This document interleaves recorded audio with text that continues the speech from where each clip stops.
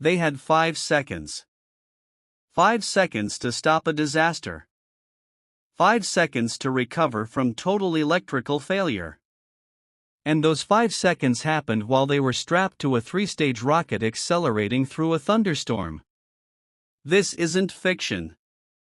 This isn't an exaggeration. This is exactly what happened on November 14, 1969. When Apollo 12, the second crewed mission to the moon, was nearly destroyed just 36 seconds after liftoff by lightning. And what saved it wasn't a computer. It wasn't the rocket. It wasn't luck. It was a single switch. A forgotten toggle. And a 24-year-old engineer who remembered it in the chaos. This is that story. Welcome to Purple Cosmos.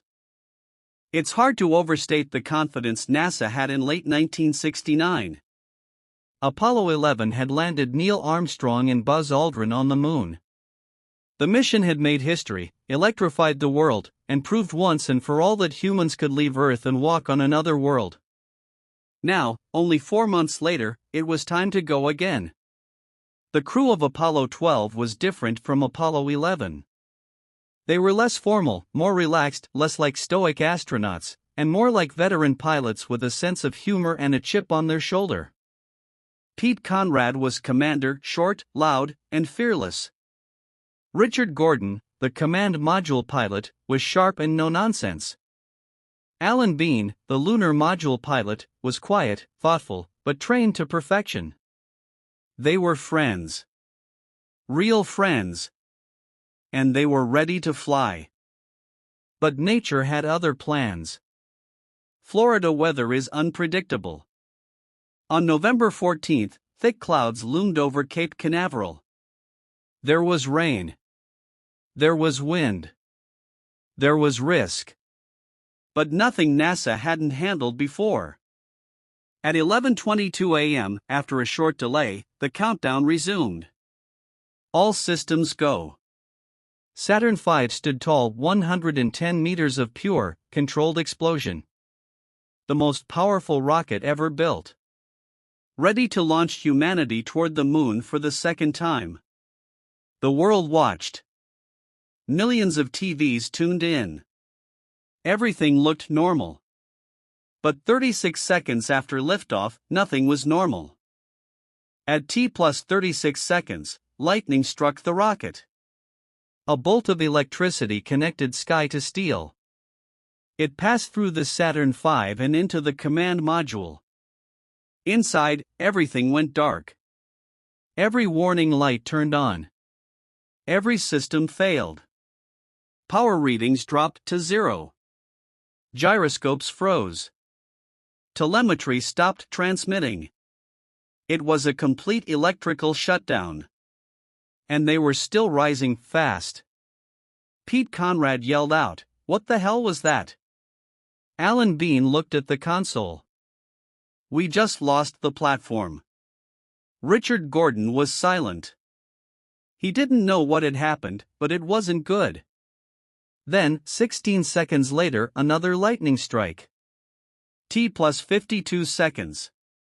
2 direct hits. 1 rocket. 3 astronauts. No guidance. No power. No way to tell if they were stable. And no one on Earth knew what to do. In mission control, the data feeds went blank. The giant screen showed garbage, zeros, gibberish, missing signals. Flight Director Jerry Griffin asked, "What are we seeing here?" No one could answer.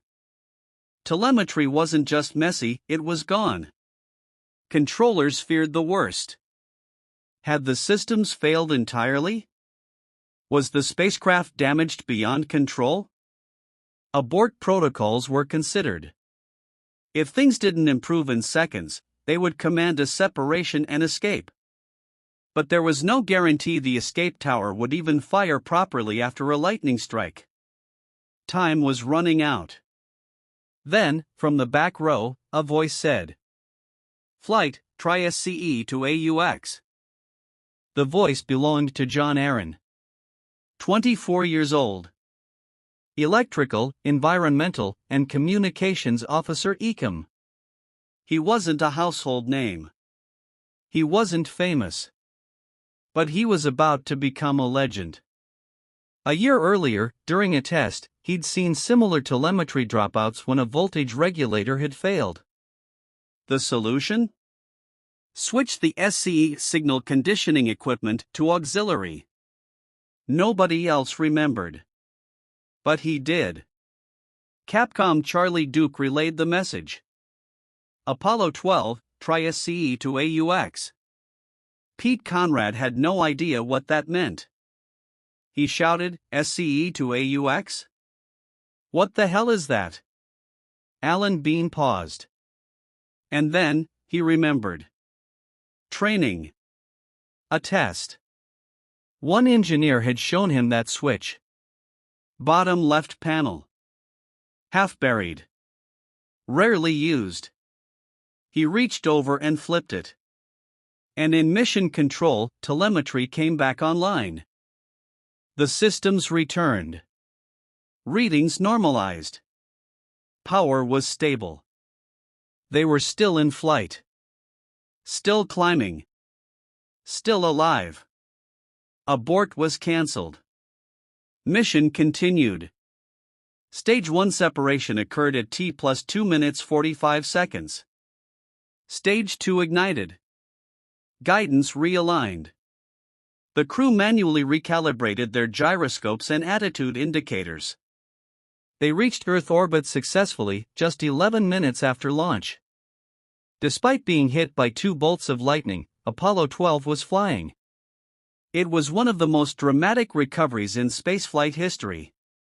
And it was only just beginning. After 1.5 orbits around Earth, the spacecraft performed its translunar injection. A controlled burn pushed Apollo 12 out of orbit and toward the Moon. 3 days of coasting followed. The crew checked systems. Analyzed data. Confirmed no damage from the lightning.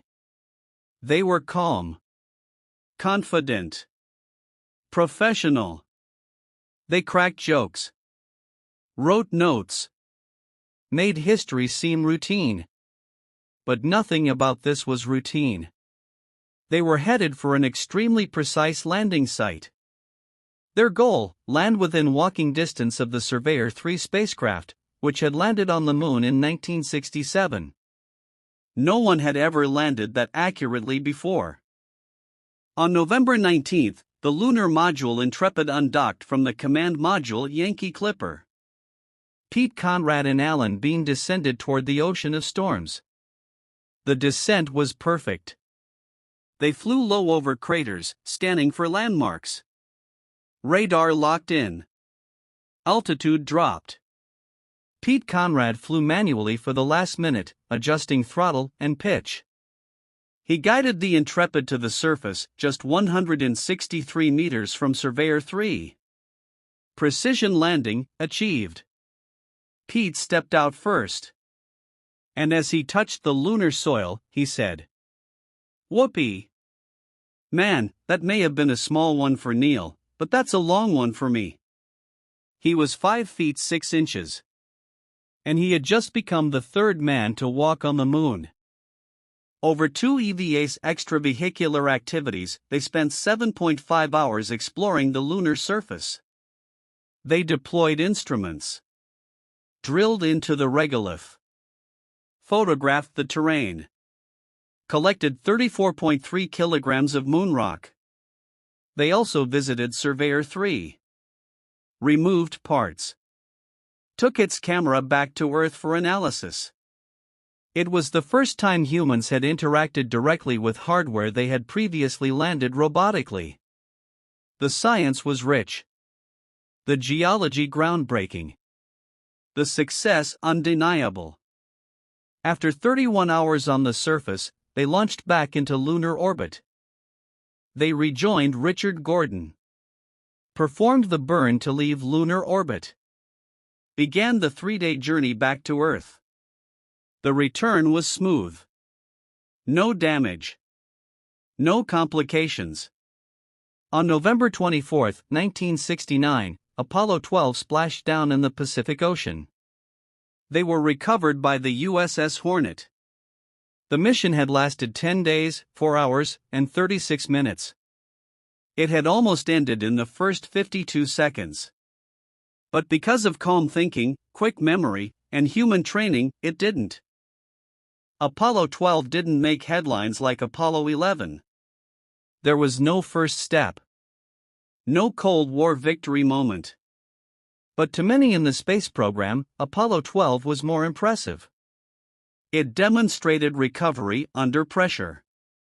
It proved the team could handle disaster. John Aaron's quick thinking earned him respect across NASA. The flight controllers gave him a nickname: the Steely-Eyed Missile Man. Today, SCE to AUX is a legend. A symbol of what spaceflight is really about. People. Training. Details. Timing. Focus. The lightning that struck Apollo 12 could have ended everything. Could have turned triumph into tragedy. Could have taken 3 lives and shattered public trust. But it didn't. Because Alan Bean remembered the switch. Because John Aaron spoke up. Because the crew stayed calm when everything seemed lost. This wasn't luck. It was professionalism. And it made Apollo 12 one of the greatest missions in NASA's history. Sometimes, survival depends on million-dollar systems. Sometimes, on decades of science. And sometimes on one forgotten toggle switch, flipped at the right second. Thanks for watching Purple Cosmos. Subscribe for more real stories from the dark edge of space. Where machines fail, humans decide. And the line between life and death is as thin as wire.